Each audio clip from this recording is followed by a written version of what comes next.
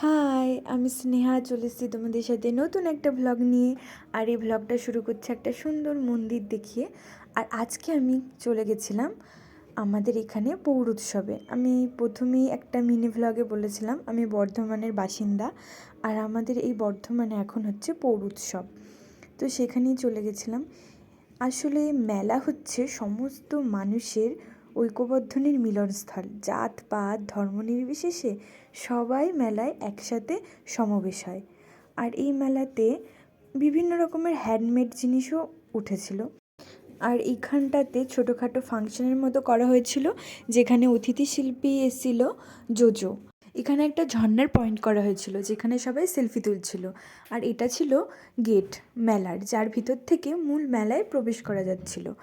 আর মেলার এই পাশটাতে বেশ ছোট ছোট চারা গাছ লাগানো হয়েছিল। আর মেলায় তো ক্লিপ গার্ডার এগুলো থাকবে, এগুলো তো কমন ব্যাপার। ক্লিপ গার্ডার, কানের দুল থেকে শুরু করে মেয়েদের জিনিসপত্র, তাছাড়া খেলনা, এসব তো থাকবেই। আর মেলায় সবথেকে বড় বৈশিষ্ট্য হচ্ছে খাবার দাবার। শীতকালে গরম গরম চা থেকে শুরু করে ফুচকা, তাছাড়াও আইসক্রিম, সেটা তো বাদ যাবেই না। শীত গ্রীষ্ম বর্ষা যাই হোক, ছোটো ছেলে মেয়েদের তো আইসক্রিম লাগবেই। এখানে একটা বড় নাগরদোলনাও ছিল। সব মিলিয়ে এক কথায় মেলাটা খুব সুন্দরই ছিল। তারপর মেলা ঘুরে খাওয়া দাওয়া করে আমি রওনা দিয়েছিলাম বাড়ির পথে। আমি কাঞ্চননগরে থাকি, তো এটা হচ্ছে আমাদের ডিভিসি।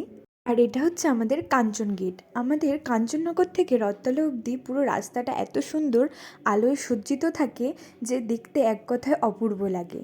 তো আমি বাড়ি চলে এসেছিলাম, আর আমি মেলা থেকে যেসব জিনিসপত্র কিনেছি সেগুলো তোমাদেরকে দেখালাম। আমি মেলা থেকে একটা কুলোর গলার কিনেছিলাম, একটা কানের, আর বেশ 4-5টা ক্লিপ কিনেছিলাম। তো আজকে বছরের শেষ, সবাইকে নতুন বছরের শুভ কামনা জানালাম। বাই।